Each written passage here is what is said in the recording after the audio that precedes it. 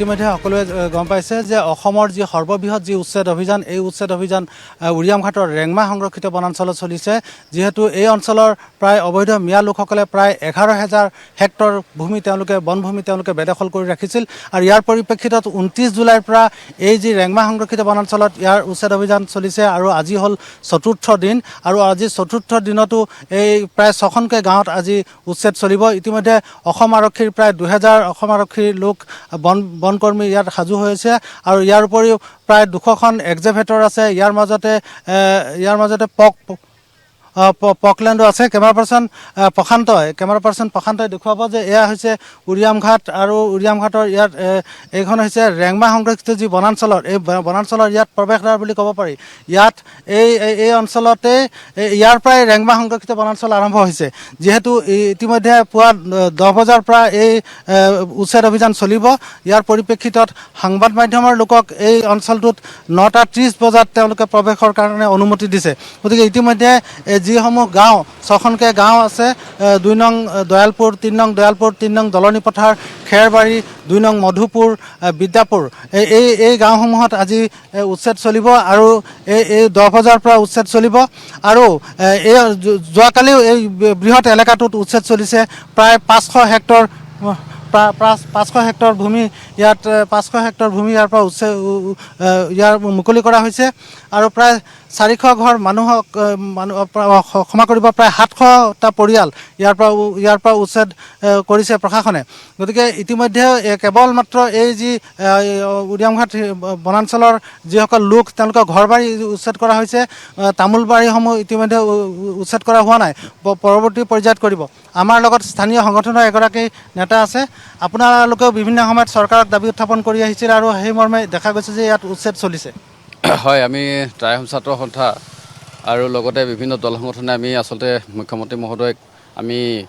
দাবী জনাইছিলোঁ যে এই যিবিলাক আমাৰ ৰেংমা সংৰক্ষিত বনাঞ্চলত এই যিসকলে বেদখল কৰি আছে বেদখলকাৰীসকলক উচ্ছেদ কৰিব লাগে ইতিমধ্যে আমাৰ আজি 11,000 বিঘা আমি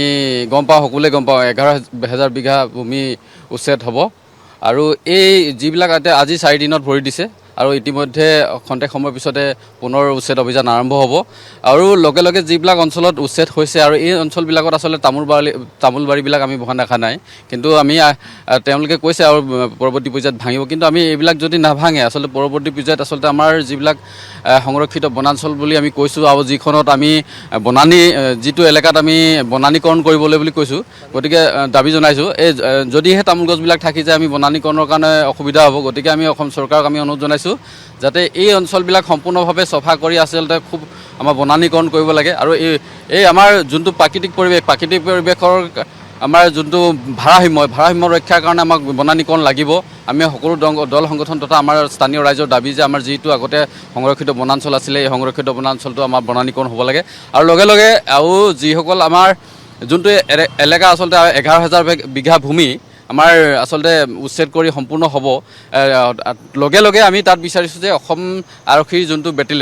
বেটেলিয়ন কেম্প লাগিব যিহেতু আমাৰ এইটো এটা সীমান্ত অঞ্চল গতিকে এই সীমান্ত অঞ্চলটো আমাৰ সুৰক্ষাৰ কাৰণে আচলতে আমাৰ অসম আৰক্ষীৰ যোনটো বেটেলিয়ন লাগিব আৰু অসমৰ যোনটো বন বিভাগৰ যোনটো বেটেলিয়ন সেই বন বিভাগৰ বেটেলিয়নো আমি আচলতে তাত ৰখাটো বিচাৰিছোঁ কিয়নো আচলতে সংৰক্ষিত বনাঞ্চল আগতে কোনো ধৰণৰ এনেকুৱা বেটেলিয়ন নথকাৰ কাৰণে আচলতে জাহা তাহা মানুহে আচলতে বিভিন্ন এলেকাৰ পৰা আহি অবৈধ সন্দেহজনক মানুহে আচলতে ইয়াত থিতাপি লৈছিলে কিন্তু এতিয়া আমি কটকটীয়া নিৰাপত্তা তাত বিচাৰিছোঁ আমি আমাৰ বনানীকৰণটো আমাৰ যোনটো অঞ্চলত আমি সকলোৱে দাবী কৰোঁ যে বনানীকৰণ হ'ব লাগে কিন্তু যদিহে কোনো ধৰণৰ তাত মানে নিৰাপত্তা নাথাকে বা কোনো ধৰণৰ কটকটীয়া নিৰাপত্তা নাথাকে বা আমাৰ তাত ফৰেষ্টৰ বেটেলিয়ন নাথাকে বা পৰৱৰ্তী পৰ্যায়ত লগতে আমাৰ নাগালেণ্ডৰ তাতো মানে আমাৰ অসমৰ যোনটো ভৌগোলিক সীমা এই ভৌগোলিক সীমা যাতে অসমতে সীমাবদ্ধ থাকে তাৰ এটা আমি অসম চৰকাৰক মানে আচলতে কটকটীয়া নিৰাপত্তা কৰিব লাগে নহ'লে আচলতে আমি সন্দেহ কৰিছোঁ যে বিভিন্ন দেখিছে সকলোৱে নগা লোকো আহি তাত মানে আচলতে আগ্ৰাসন কৰিব পাৰে সেয়েহে আমি অসমৰ মুখ্যমন্ত্ৰী ডাঙৰীয়াক আমি অনুৰোধ জনাইছোঁ যাতে কটকটীয়া নিৰাপত্তা কৰিব লাগে কোনো ধৰণৰ আচলতে তাত মানে বিসংগতি হ'ব নালাগে আৰু লগে লগে আমি উৰিয়ামঘাটৰ যিটো দলঙৰ কাষতে আছোঁ এই দলঙৰ কাষত যাতে এটা নথি পত্ৰৰ এটা যোনটো পৰীক্ষা নিৰীক্ষা কৰা এটা কটকটীয়া কেন্দ্ৰ এটা ৰাখিব লাগে যিহেতু ইয়াত মানে মানুহ ক'লৈ যায় ইয়াৰ এটা ইয়াত মানে পঞ্জীয়ন হ'ব লাগে বা আমাৰ স্থানীয় লোক আছে স্থানীয় লোকসকলে আচলতে স্থানীয় লোকসকলৰ কোনো কাৰণে মানে অসুবিধা নহয় তাৰ বাবে আমি মুখ্যমন্ত্ৰী মহোদয়ক অনুৰোধ জনাইছোঁ টাই আহোম ছাত্ৰ সন্থাৰ মজিয়াৰ পৰা। হয়, নিশ্চয়কৈ গুৰুত্বপূৰ্ণ কথা যে সন্দেহজনক লোক যাতে পুনৰ এই অঞ্চলত প্ৰৱেশ কৰিব নোৱাৰে তাৰ কাৰণে এটি নিৰীক্ষণ কেন্দ্ৰৰ ইয়াত খুব আৱশ্যক হৈছে। গুৰুত্বপূৰ্ণ কথাটো হ'ল যে এই যি সন্দেহজনক লোক এই লোকসকলে ইয়াত কেৱল তেওঁলোকে বেদখল কৰাই নহয় কিন্তু ইতিমধ্যে বহু তথ্য পোহৰলৈ আহিছে। ইয়াত থকা এই যিসকল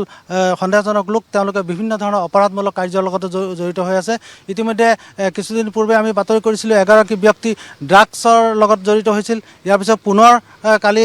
আৰু তথ্য আহিছে যে তেওঁলোক গড় চিকাৰৰ লগতো তেওঁলোক জড়িত। গতিকে এই অঞ্চল এক প্ৰকাৰ এই সন্দেহজনক লোকসকলে ইয়াত এক অপৰাধৰ ৰম্যভূমিলৈ পৰিণত কৰিছিলে। আপোনালোকেও বিভিন্ন সময়ত কৈ আহিছিল যে ইয়াত অপৰাধীৰ ভূস্বৰ্গত পৰিণত হৈছে। কালিও কেইবাজনো লোকক পুলিচে গ্ৰেপ্তাৰ কৰিছে। হয়, নিশ্চিতভাৱে যিটো আমাৰ আচলতে যিটো অবৈধ বেদখলকাৰী সন্দেহযুক্ত লোক আছে ইয়াত বিভিন্ন অপৰাধমূলক কৰ্মৰ লগত জড়িত। ড্ৰাগছৰ পৰা আদি কৰি যোনটো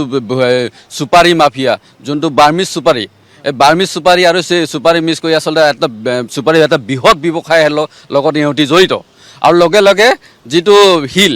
শিলৰ যোনটো চিণ্ডিকেট গোটেই শিলৰ বজাৰখন আচলতে অবৈধ বেদখলকাৰী কবলত। আৰু এতিয়া আমি কালি ইতিমধ্যে গম পাইছোঁ এইসকল আচলতে চোৰাং চিকাৰীৰ লগত জড়িত। গতিকে এইসকলক মানে কালি কৰায়ত্ব কৰিছে। আমি অসম চৰকাৰক আমি ধন্যবাদ জ্ঞাপন কৰিছোঁ। অসম চৰকাৰৰ যোনটো প্ৰশাসনক আমি ধন্যবাদ জ্ঞাপন কৰিছোঁ। এইসকলৰ দ্বাৰা আচলতে গোটেই এলেকাটোত আচলতে অপৰাধমূলক কাম সংঘটিত কৰি আহিছে আৰু বিভিন্ন ধৰণে আচলতে গোটেই অঞ্চলটো আগ্ৰাসন কৰাৰ চেষ্টা কৰা হৈছে। বৃহৎ অট্টালিকা সাজিছে এই অপৰাধ চক্ৰটো। আৰু ইতিমধ্যে আপোনালোকে দেখিছে বৃহৎ অট্টালিকা যিটো আমাৰ খিলঞ্জীয়া লোকসকলৰ ইয়াত তেনেধৰণৰ এটা